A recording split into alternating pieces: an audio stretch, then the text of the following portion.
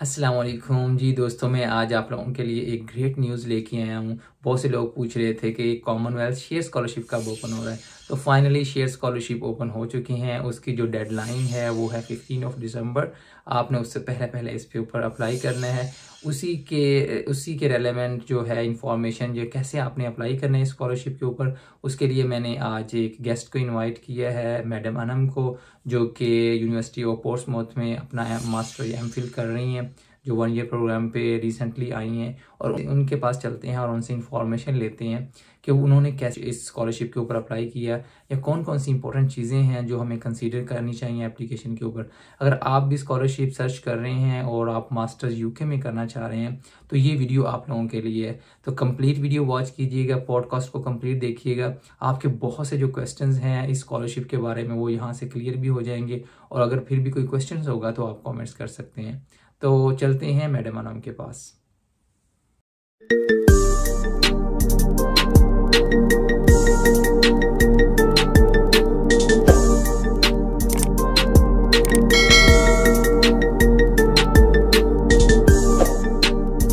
अस्सलाम वालेकुम जी दोस्तों, कैसे हैं? उम्मीद करता हूँ सब खैरियत से होंगे। Welcome to my YouTube channel. और आज मैंने जिस गेस्ट को इनवाइट किया है वो ऑलरेडी कॉमनवेल्थ शेयर स्कॉलरशिप के ऊपर हैं। और आजकल Commonwealth share scholarship already open हो गई हैं, 15 दिसंबर डेडलाइन है। तो ऑलरेडी मैंने कुछ वीडियोस भी इसके ऊपर बना दी हैं, आप उस वहाँ मेरे यूट्यूब चैनल पे जाके भी उससे हेल्प ले सकते हैं। लेकिन आज पॉडकास्ट का ऑब्जेक्टिव है कि जो जिन लोगों ने ऑलरेडी स्कॉलरशिप को विन किया है तो उनसे बात की जाए और उनसे टिप्स ली जाए कि हम इस स्कॉलरशिप को कैसे विन कर सकते हैं। अस्सलाम वालेकुम अनम। वालेकुम अस्सलाम डॉक्टर वकास। जी अनम, कैसी हैं? अल्हम्दुलिल्लाह मैं ठीक। आप सुनाएं, आप कैसे हैं? बहुत बहुत शुक्रिया मुझे इनवाइट करने के लिए अपने चैनल पे।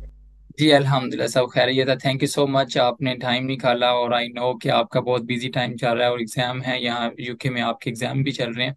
तो जी इट्स शॉर्ट टाइम और बहुत से स्टूडेंट्स कमेंट्स कर रहे थे कि उनको हेल्प चाहिए ये शेयर स्कॉलरशिप के ऊपर।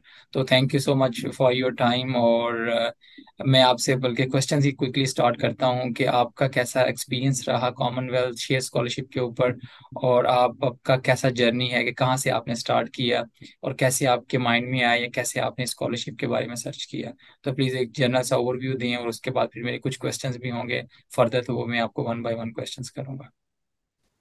जी एक्चुअली मैं अपना थोड़ा सा स्टडी बैकग्राउंड आपको बता देती हूँ। मैंने मास्टर्स किया था पाकिस्तान से इंटरनेशनल रिलेशंस में। Then I applied for the Commonwealth shared scholarship, जिसके बारे में मुझे यूट्यूब, फेसबुक, इन सब सोशल मीडिया प्लेटफॉर्म से ही पता चला था। Then I applied for the same course to study in the UK on the scholarship. Then उसके बाद जब मुझे स्कॉलरशिप मिल गई and I moved here in September. और ये मेरी 1 ईयर की स्कॉलरशिप है। I am doing masters which is equivalent to MPhil in my country. And it is a very good experience to have this scholarship because आपको एक life changing opportunity है ये आपके लिए। तो आई वुड रिकमेंड के apply करें। यहाँ पे जो एप्लीकेंट्स हैं, और ये it is not a hard process to apply in this scholarship, it is very easy. Just आपको जो है सही सवाल के सही जवाब मालूम हो तो आप ये कर सकते हैं। तो ये स्कॉलरशिप काफ़ी कम्पिटिटिव होता है, या लाइक के अगर जिस तरह एक जनरल कॉमन स्कॉलरशिप होता है पाकिस्तान के अंदर जिसमें एचईसी भी इन्वॉल्व होती है, एचईसी टेस्ट कंडक्ट करवाती है, कुछ सम टाइम इंटरव्यू भी होते हैं, तो वो काफ़ी कम्पिटिटिव होता है और बहुत से स्टूडेंट्स उसके ऊपर अप्लाई कर रहे होते हैं। तो ये भी ऐसे ही है, या इसका थोड़ा सा है कि ये इजी है, या इसमें कोई टेस्ट या इंटरव्यू नहीं होता जिसकी वजह से इसके इसमें चांसेस ज़्यादा हैं? जी ये थोड़ी कॉम्पिटिटिव है। मैंने इसमें अपना 1 मंथ लगाया था पूरा हर चीज़ एप्लीकेशन प्रिपेयर करने में, क्योंकि आपकी यहाँ पे 2 एप्लीकेशन जाती हैं। एक कॉमनवेल्थ की अलग एप्लीकेशन जाएगी, और यूनिवर्सिटी में आप जिसमें भी अप्लाई करो, जितनी यूनिवर्सिटीज़ में आप अप्लाई करोगे उसमें सबकी एप्लीकेशन यूनिवर्सिटी में अलग जाएंगी। So it is very hard to prepare every application. Commonwealth की जो एक स्कॉलरशिप, सॉरी एक एप्लीकेशन जाती है, तो वो ऐसी होगी कि आपकी तमाम कोर्स, आप जो लोगे ऑप्ट करोगे अपनी फील्ड से रिलेटेड कोर्स ऑप्ट करोगे, तो इस तरह होना चाहिए कि आपकी यूनिवर्सिटी में भी एप्लीकेबल हो वो, और आपकी कॉमनवेल्थ में भी एप्लीकेबल हो आपकी एप्लीकेशन, जो आपको मटेरियल कंटेंट होगा आपकी एप्लीकेशन का। एंड सेकंड थिंग कि इसमें भी आपका इंटरव्यू होता है। आपकी यूनिवर्सिटी इंटरव्यू लेती है, आपको इंग्लिश टेस्ट की रिक्वायरमेंट होती है यूनिवर्सिटी की तरफ से। कॉमनवेल्थ में कोई इंग्लिश टेस्ट की रिक्वायरमेंट नहीं है। और आपका यहाँ पे जो वीज़ा आपको देती है गवर्नमेंट यूके की, वो भी आपका इंटरव्यू लेते हैं। तो यहाँ पे ये चीज़ें हैं, टेस्ट नहीं होता इस तरह का कोई, जैसे HEC में होता है, बस वो इंग्लिश टेस्ट आपका रिक्वायर्ड होता है। सही। तो इंग्लिश टेस्ट अगर अभी नहीं है इन केस, क्योंकि अभी 15 दिसंबर डेडलाइन है, बहुत ही शॉर्ट टाइम है, और स्टूडेंट्स के पास इंग्लिश टेस्ट नहीं है, तो उस केस में भी आप मोटिवेट करती हैं कि उनको अप्लाई करना चाहिए? और क्योंकि कॉमनवेल्थ की ये कंडीशन नहीं है, और इवन यूनिवर्सिटी भी आपको कंडीशनल लेटर दे देती है, तो लेटर आप अनकंडीशनल लेने के लिए आपको इंग्लिश चाहिए होगा। एट दिस स्टेज आप सुजेस्ट करती हैं कि विदाउट आइट्स जो जिनके पास नहीं है वो भी अप्लाई करें? बिल्कुल, इसमें आपको अभी टेस्ट के लिए सर्टिफिकेट उसका सबमिट करवाना लाजमी नहीं है, आप अभी अप्लाई कर सकते हैं। और वो यूनिवर्सिटी टू यूनिवर्सिटी वेरी करता है कि वो कौन सी यूनिवर्सिटी कौन सा टेस्ट रिक्वायर करती है। आइल्स तो सब पे चल जाएगा, लेकिन कुछ यूनिवर्सिटीज़ हैं वो PTE और ड्यूलिंगो भी जो है एक्सेप्ट कर लेती हैं। तो आपका जब वहाँ पे सिलेक्शन हो जाए, आपको स्कॉलरशिप मिल जाए, तो आप उसके बाद भी अपना टेस्ट दे के आप सबमिट करवा सकते हो उसका सर्टिफिकेट, और आप अभी अप्लाई कर सकते हैं। तो इसके लिए कोई एप्लीकेशन फी भी होती है? अगर आपने कुछ यूनिवर्सिटीज टारगेट की हैं, 2-3 यूनिवर्सिटीज, तो आप को लगता है कि उसकी कोई फी होती है, या कॉमनवेल्थ में एप्लीकेशन की कोई फी है, या ये फुली फंडेड है, इसमें कोई फी हमें पे करने की जरूरत नहीं है? This is a fully funded scholarship and it is shared scholarship. तो ये यूके गवर्नमेंट और जो यूनिवर्सिटी आपकी जो सिलेक्शन आपको जिस यूनिवर्सिटी में होगा, तो उन दोनों की कॉपरेशन से आपको फंडिंग मिलती है।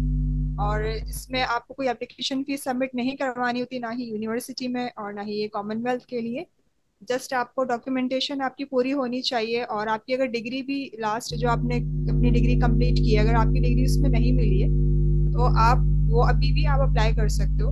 बस आपका जब सिलेक्शन हो जाएगा, आपको यूके जाने से पहले वो चीज़ वहाँ पे डॉक्यूमेंट उस टाइम आपको शो करना होगा, अदरवाइज फिर वो आपको नहीं मिलेगी स्कॉलरशिप। थैंक यू अनु, आपने बड़े अच्छे से एक्सप्लेन किया कि कोई भी यूनिवर्सिटी की फ़ी नहीं है। और इसी से एक क्वेश्चन एक रेलेवेंट ही है कि जो स्टाइपेंड या आपको सैलरी मंथली पे करती है गवर्नमेंट, तो वो इनफ होती है फॉर वन पर्सन कि वो इजीली सरवाइव कर सकता है? जी, it's quite easy to survive here with your stipend. आपका जो फेयर एयर फेयर है आपका, वो CSC बेयर करती है, ट्रैवल एक्सपेंसेस आपका from your home country to UK and back. And besides that CSC will provide your expenses for your thesis. और उसके अलावा जो स्टाइपेंड आपका, वो यूनिवर्सिटी देगी आपको मंथली स्टाइपेंड, जो कि 1347 है according to the new policy. And आपको वार्म क्लोथिंग का अलाउंस भी वो यूनिवर्सिटी की आपको प्रोवाइड करेगी। अच्छा, यहाँ पे एक स्कॉलरशिप में एक TB टेस्ट भी रिक्वायर्ड होता है, जो आप अपने कंट्री से, होम कंट्री से आप दे के आप उसका सर्टिफिकेट पहले ही सबमिट करवाएंगे जब आपको स्कॉलरशिप मिल जाएगी। और उसकी जो रिम्बर्समेंट है वो आपको फिर बाद में कॉमनवेल्थ कर देगा जब आप यूके आ जाएंगे। वाह, जबरदस्त। यानी ये फुली फंडेड है, आपको कुछ ही नहीं पे करना, जस्ट सिंपली आपने अपनी एप्लीकेशन के ऊपर फोकस करना है। तो अब हम एप्लीकेशंस के ऊपर आते हैं। तो एप्लीकेशन में आप क्या सजेस्ट करती हैं, कौन से इंपॉर्टेंट चीज़ें हैं जो कैंडिडेट्स को माइंड में रखनी चाहिए, या कैंडिडेट्स को जरूर करनी चाहिए, कि जिसकी वजह से उनके जो चांसेस हैं वो बढ़ सकें स्कॉलरशिप को विन करने के लिए?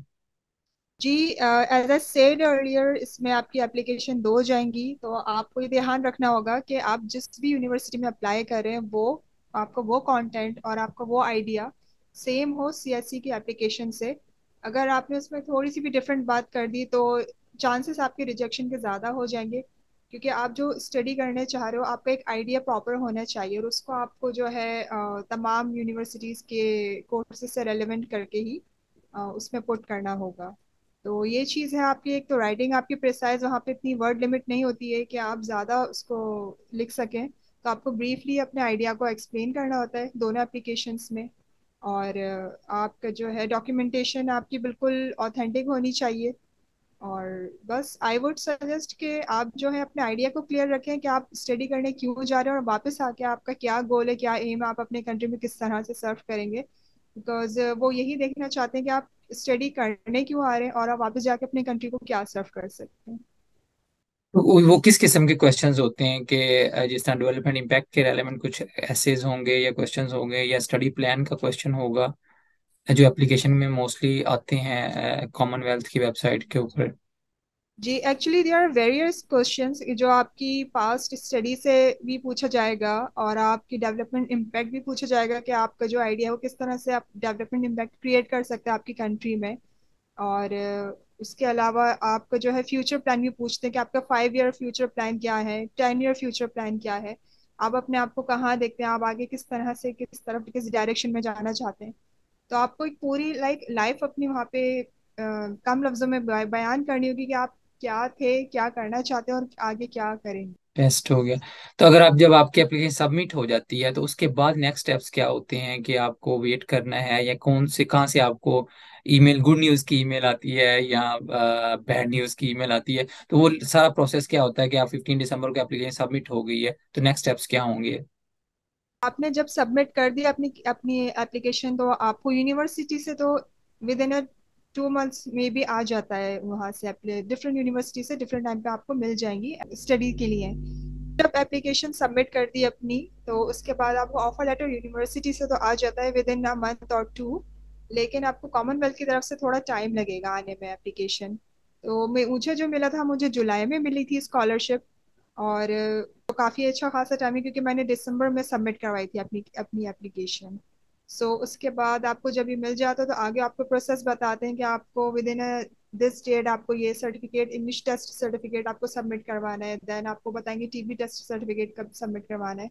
तो एक अच्छा खासा प्रोसीजर होता है। तो आपकी फिर ये सब एप्लीकेशन जाएंगी, उसके बाद आप जो है वहाँ जा सकते तो हैं। इसमें यूनिवर्सिटी का काफी रोल होता है कि यूनिवर्सिटी नॉमिनेट करती है स्टूडेंट्स को और फिर वही एप्लीकेशंस कॉमनवेल्थ देखती है। Is that true? Yes yes exactly. पहले जो आपको यूनिवर्सिटी से जहाँ से आएंगे ऑफर लेटर, तो उन्हीं यूनिवर्सिटी के चांसेस होते हैं आपके कि आपको उसी यूनिवर्सिटी में उनमें से किसी में आपको स्कॉलरशिप मिल जाएगी। लेकिन ऑब्वियसली आपको एक स्कॉलरशिप मिलेगी अगर आपने डिफरेंट यूनिवर्सिटीज में, लेट से 3 से 4 यूनिवर्सिटी में अप्लाई किया है। बट कॉमनवेल्थ आपको एक ही यूनिवर्सिटी की स्कॉलरशिप देगा। और उसके अलावा जब आपकी सिलेक्शन हो जाती है कि आपने 5-6 यूनिवर्सिटीज में अप्लाई किया है तो एक से आपने एक्सेप्टेंस, तो उसका भी कोई टाइम पीरियड होता है कि आपने कब, अगर ऑफर आ जाती है तो कितना टाइम होता है कि आपने एक्सेप्ट करना है या उसको डिनाई करना है? जी, जो यूनिवर्सिटी से ऑफर लेटर आएगा आप उसको एक्सेप्ट नहीं करें, क्योंकि आपको स्कॉलरशिप का वेट करना है। आपको कॉमनवेल्थ की एप्लीकेशन का वेट करना होगा, यूनिवर्सिटी की नहीं। क्योंकि जो यूनिवर्सिटी की होगी वो फिर वो पार्शियली फंडेड होगी या फिर सेल्फ फंडेड होगी। तो जी आप उसको फिर इतना नहीं कंसिडर करें। आप just wait for the application for CSC. जब आपको वो मिल जाती है तो वो आप वहाँ पे मेंशन कर देंगे आपको कि विद इन 2 डेज आपको इसको रिप्लाई करना है। एक पीडीएफ आपको देंगे, आपको उसको प्रिंट आउट करके उसको फिल करके अपना सिग्नेचर करके फिर उसको स्कैन करके वहाँ पे सबमिट करवाना होगा। दैट्स दी लाइक प्रूफ कि आपने एक्सेप्ट कर लिया है। देन उसके बाद आपका जो है ऑफिशियली प्रोसीजर स्टार्ट हो जाएगा, आपकी डॉक्यूमेंटेशन का, final documentation. Perfect perfect, thank you so much madam madam, बहुत आपने अच्छे से एक्सप्लेन कर दिया कंप्लीट स्टोरी को। और अब मैं कुछ थोड़े से आपसे पर्सनल क्वेश्चंस भी पूछना चाह रहा हूँ कि आपका पर्सनल एक्सपीरियंस कैसे रहा यहाँ आके। आपको 2-3 महीने हुए हैं यूके में आए हुए, तो आपको कैसा फील हो रहा है? और कैसा आप इसको अगर पाकिस्तान से कंपेयर करें तो कैसा आपका एक्सपीरियंस है फर्स्ट 2 मंथ का यूके के अंदर? It is a quite good experience because पढ़ाई यहाँ की बहुत अलग है, डिफरेंट है, अच्छी है, बहुत एडवांस स्टडीज़ है यहाँ पे। और I am enjoying a lot. और यहाँ पे न्यू आइडियाज़ मुझे, यहाँ पे डिफरेंट कंट्रीज से लोग आए हुए हैं जिनके मैं आइडियाज़ सुनती हूँ, देखती हूँ। तो आपका माइंड डेवलप होता है और आप ग्रो करते हो जब एक मिक्स कम्युनिटी में आप पढ़ रहे होते हो। उसके अलावा बस मौसम थोड़ा यहाँ पे ठंडा होता है, जो न्यू कमर्स होते हैं उनको थोड़ी सी वेदर के हवाले से डिफिकल्टी होती है, otherwise there is no problem at all. और यहाँ पे हर कोई एडजस्ट हो सकता है। तो आप तो वैसे कराची से आई हैं तो आपको थोड़ा सा मुश्किल हो रहा होगा यहाँ का वेदर। जी it's quite cold for me here, but जी जी। Now I am adapted to the weather. और आप जो अपने फोकस करें स्टडीज पे तो फिर आप सब कुछ भूल जाते हैं, आप वेदर भी फिर एक्सेप्ट कर लेते हैं। और I am missing my food, like Pakistani food, और यहाँ पे वो चीज़ें नहीं मिलती हैं। तो मैं वो सबसे ज़्यादा मिस करती हूँ, खाना पाकिस्तान का। सही सही, मतलब आप सजेस्ट करती हैं कि कुकिंग घर से सीख के आई हैं, पाकिस्तान से कुकिंग सीख के आई हैं यहाँ? जी लड़कियों को तो आती है, बस लड़के हैं वो सीख कर आए ज़रूर। और जी। उनको फिर काम आएगा। यहाँ पे हर चीज़ आपको खुद करनी होती है, सेल्फ डिपेंडेंट होना है आपको यहाँ पे आके। जी सही। तो ओवरऑल आप यहाँ सेफ फील करती हैं अगर सम टाइम आपको लाइब्रेरी से लेट आना पड़े, या आपकी क्लास लेट नाइट है, नॉट लेट नाइट लाइक यहाँ आपको पता है कि 3:30 बजे 4 बजे मगरिब हो जाती है, और अगर आपकी क्लासेस 5 बजे 5:30 कोई लेक्चर लेना है, या इवन आप लाइब्रेरी में हैं रात को 10 बजे तक, तो अगर आपने 10 बजे रात को घर घर आना है, तो आपको फील फेयर होता है कि यार बाहर डर लगता है कि पता नहीं बाहर क्या होगा, या लोग आपको कुछ जो रेसिज्म का सुनते हैं कि यहाँ रेसिज्म भी है, या ऐसा कभी फील हुआ हो? रेसिज्म यहाँ पे मुझे अल्लाह का शुक्र है नहीं फील हुआ। मुझे लगता भी नहीं यहाँ पे ऐसी कोई चीज़ है। यहाँ पे मिक्स कल्चर है। यहाँ पे मैंने लोगों को अबाया और हिजाब में भी देखा है, नकाब पर्दे में भी देखा है, तो उन्हें कोई इशू नहीं है यहाँ पे। और यहाँ पे इतना लेट नाइट तो बाहर लोग नहीं होते। ऑब्वियसली यहाँ पे कोल्ड वेदर है, तो यहाँ पे रात में सब फिर घरों में ही होते हैं, इतना ज़्यादा कोई बाहर नहीं होता।